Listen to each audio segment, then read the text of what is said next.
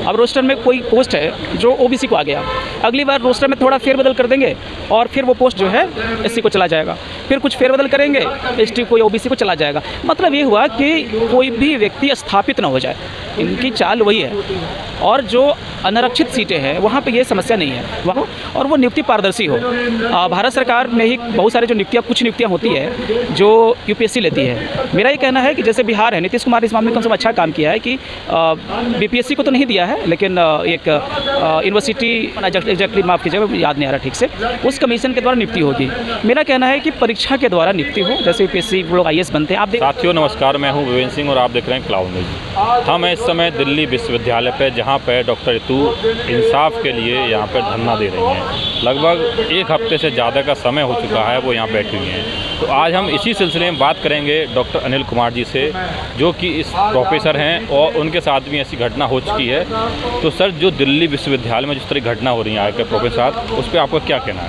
देखिए, दिल्ली यूनिवर्सिटी में जो डॉक्टर रितु के साथ हुआ, ये बहुत अच्छी बात है कि उनके साथ हुआ और उनके समर्थन में धरना प्रदर्शन हो रहे हैं। लेकिन मैं कहना चाहूँगा कि दिल्ली यूनिवर्सिटी का अगर आप 10 साल का इतिहास देखेंगे तो ऐसी घटना अक्सर होता है, और इसके पीछे जो मेंटलिटी है वो ये है कि वंचित समाज के लोग तरक्की ना कर सके, उनको एक जॉब की स्टेबिलिटी ना मिले, उनको आर्थिक सबलता ना मिले। क्योंकि जब एक जॉब की स्टेबिलिटी, आर्थिक सबलता मिलेगी तो आप क्रांति कर सकते हैं, आर्टिकल लिख सकते हैं, लेख लिख सकते हैं, समाज के बारे में बात कर सकते हैं। हो क्या रहा दिल्ली यूनिवर्सिटी में कि अगर शेड्यूल कास्ट को हटा दिया गया तो अगले बार ओबीसी को उस पोस्ट पे ला दिया जाएगा, अगली बार ओबीसी को हटाकर एसटी लाया जाएगा, एसटी को हटाकर कुछ और लाया जाएगा। कहने का मतलब है कि आप स्टेबल ना रहें। अब कहने के तो नौकरी जितनी आरक्षण है, आरक्षण वाली पोस्ट तो भर देंगे, लेकिन एक को नहीं दे करके किसी को नहीं देंगे, थोड़ा थोड़ा करेंगे, पहली बात है। दूसरी बात यह है कि ये सिचुएशन आया क्यों? ये सिचुएशन आया कि मनमोहन सिंह, जो यूपीए कांग्रेस की अगुवाई में जो सरकार चल रही थी, और जो आज की तारीख में प्रगतिशील बनते हैं, समाजवादी पार्टी के लोग, बहुजन समाज पार्टी के लोग, आरजेडी के लोग, वामपंथी लोग, मैं आपको बताना चाहूँगा कि मनमोहन सिंह ने एक कमेटी बनाई थी जिसका नाम था Birla Ambani education committee for education. आप बताइए कि बिरला अंबानी जिस देश का एजुकेशन डिसाइड करेगा, उस देश का एजुकेशन क्या होगा? उसी रिपोर्ट के बाद, और चूँकि मनमोहन सिंह वर्ल्ड बैंक के बैकग्राउंड से आते थे, तो वर्ल्ड बैंक के लोगों ने उन पर इन्फ्लुएंस डाला कि सरकारी जो यूनिवर्सिटियाँ हैं उसको कमज़ोर करो। कमज़ोर करने का एक तरीका है कि परमानेंट बहाली ना करो, फीस बढ़ा दो। और मनमोहन सिंह ने कहा था यूजीसी के थ्रू कि प्राइवेट जो यूनिवर्सिटीज़ हैं सरकारी, उनको खुद का फंड इकट्ठा करना चाहिए, हम इतना सैलरी नहीं दे सकते। तो आप बताएं कि इसी विरोध प्रदर्शन में जो बहुजन समाज पार्टी के लोग हैं, वो मायावती से पूछ ले कि उनका क्या रवैया था उस दिन। वो पूछ ले समाजवादी पार्टी के मुलायम सिंह यादव तो रहे नहीं, अखिलेश यादव का क्या स्टैंड है, उनका आरजेडी का क्या स्टैंड है। तो प्राइवेटाइजेशन का जो शुरुआत हुआ हायर एजुकेशन में, वो यूपीए 1 और 2 में हुआ, जो कि मनमोहन सिंह सरकार द्वारा लीड किया जा रहा था। उसके बाद अब हम नियुक्ति की बात आते हैं। ये तो पूरे देश की बात हो गई। दिल्ली यूनिवर्सिटी, मनमोहन सिंह ने 3 बार नियुक्ति की कोशिश की, क्योंकि आज जो हम डॉक्टर रितु के समर्थन में खड़े हैं यहाँ पे, वो क्यों है? क्योंकि वो एडहॉक थी, निकाला जा सकता था। परमानेंट होती तो शायद ये घटना ना होती। तो परमानेंट तो थी क्यों नहीं? सवाल मेरा ये है। इसलिए परमानेंट नहीं थी क्योंकि कांग्रेस सरकार ने एडहॉक का सिस्टम लाया, और उसी के द्वारा जो उनके शिक्षक संगठन हुआ करता था दिल्ली यूनिवर्सिटी में, उनकी यूनियन थी, उसने उसका सपोर्ट किया। माफ़ कीजिएगा, मैं सपोर्ट किया मतलब एडहॉक का सपोर्ट किया, अस्थायी नियुक्ति का विरोध किया।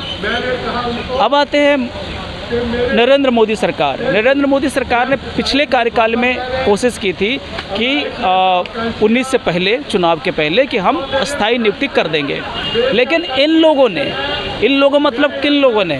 वामपंथियों ने, समाजवादियों ने, बहुजन समाज पार्टियों ने और अम्बेडकरवादियों ने। यहाँ मैं अम्बेडकरवादी बिल्कुल जिम्मेदारी के साथ बोल रहा हूँ। इस सब ने अस्थायी नियुक्ति का विरोध किया। आज नतीजा ये है कि डॉक्टर रितु अगर बर्खास्त हुई है तो कहीं न कहीं उसी सिस्टम का नतीजा है। आज फिर से स्थायी नियुक्ति शुरू हो रही है। बहुत सारे कॉलेजेस में हो चुके हैं, बहुत सी जगह बाकी है, लेकिन यहाँ भी खामियां हैं। खामियां ये है कि जब मैं जवाहरलाल नेहरू यूनिवर्सिटी में था तब से मैं डिमांड करते आ रहा हूँ हमारे जो स्टूडेंट्स मेरे मित्रों के द्वारा कि नियुक्ति सिर्फ इंटरव्यू के द्वारा क्यों। आज की तारीख में दिल्ली यूनिवर्सिटी में क्या हो रहा है कि जो आपके रिसर्च है, मार्क्स है, कुछ भी है, वो सिर्फ शॉर्ट लिस्टिंग के लिए है। अंतिम रूप से आप सेलेक्ट होंगे सिर्फ और सिर्फ इंटरव्यू के बदौलत। तो यहाँ पे एक बहुत बड़ा घपला घोटाला चल रहा है, चाहे वो रिज़र्व का पोस्ट हो चाहे अनरिज़र्व पोस्ट हो, जिनकी सेटिंग है वो यहाँ बहाल होंगे। तो सबसे बड़ी बात यह है कि जो परीक्षा ले, परीक्षा के द्वारा शॉर्ट लिस्ट करे, उसके इंटरव्यू ले, ज़रूर इंटरव्यू लेना चाहिए, पढ़ाई जो भी कर कीजिए, लेकिन एक पारदर्शी प्रक्रिया नहीं है। जहाँ तक ऋतु की बात है, दिल्ली यूनिवर्सिटी में सैकड़ों लोग इसके विक्टिम हैं। बट ऋतु के लिए प्रदर्शन हो रहा है, अच्छी बात है। लेकिन सर जैसा कि आपने बताया कि जो हो रही है वो परमानेंट होनी चाहिए, लेकिन सर इसमें एक बात और है, जैसे आपने बताया कहीं ओबीसी को एससी जगह रख देते हैं, एससी को ओबीसी जगह रख देते हैं, तो कहीं ना कहीं ये जो वंचित समाज है, वंचित जो आपने सोचे वंचित था, तो कहीं ना कहीं जो उनको आपस में लड़ाने की साजिश तो नहीं। देखिए वही मैं कह रहा हूँ कि ये कई बार क्या करते हैं, रोस्टर है, अब रोस्टर में कोई पोस्ट है जो ओबीसी को आ गया, अगली बार रोस्टर में थोड़ा फेरबदल कर देंगे और फिर वो पोस्ट जो है एससी को चला जाएगा, फिर कुछ फेरबदल करेंगे एसटी को या ओबीसी को चला जाएगा। मतलब ये हुआ कि कोई भी व्यक्ति स्थापित ना हो जाए, इनकी चाल वही है। और जो अनारक्षित सीटें हैं वहाँ पे ये समस्या नहीं है, वहाँ पे ये है कि वो स्थापित हो जाए, घर वर बसाए, गाड़ी घोड़ा खरीदे, आराम से जो करना वो करे। वंचित समाज के लोगों के पास ये क्या कह सकते हैं, सुविधा नहीं है। तो इसका सर स्थायी सॉल्यूशन क्या है? स्थायी सॉल्यूशन ये है कि सरकारी यूनिवर्सिटी है, अस्थायी नियुक्ति हो और वो नियुक्ति पारदर्शी हो। भारत सरकार में ही बहुत सारे जो नियुक्तियाँ, कुछ नियुक्तियाँ होती है जो यूपीएससी लेती है। मेरा ये कहना है कि जैसे बिहार है, नीतीश कुमार ने इस मामले में कम से कम अच्छा काम किया है कि बीपीएससी को तो नहीं दिया है, लेकिन एक यूनिवर्सिटी कोई कमीशन बना, एग्जैक्टली माफ़ कीजिएगा याद नहीं आ रहा ठीक से, उस कमीशन के द्वारा नियुक्ति होगी। मेरा कहना है कि परीक्षा के द्वारा नियुक्ति हो, जैसे यूपीएससी लोग आईएएस बनते हैं। आप देखा होगा कि जूता पॉलिश करने वाला का बेटा भी आईएएस बन जाता है, कूली का बेटा आईएएस बन जाता है। बल्कि दिल्ली यूनिवर्सिटी, दिल्ली में तो एक कूली खुद ही यूपीएससी क्रैक कर लिया। सब्जी बेचने वाला का बेटा बेटी आईएएस बन जाता है, लेकिन असिस्टेंट प्रोफेसर नहीं बनता है, क्योंकि सब्जी बेचने वाला बेटा बेटी के पास बुद्धि हो सकता है, डिग्री हो सकता है, क्वालिफिकेशन हो सकता है, वो सेटिंग कहाँ से लाएगा। यही बात जुडिशरी में भी हम लोग बोलते हैं कि डिस्ट्रिक्ट जज तो कोई बन जाएगा, बट हाई कोर्ट का जज कोई कहाँ बनेगा, कॉलेजियम सिस्टम है।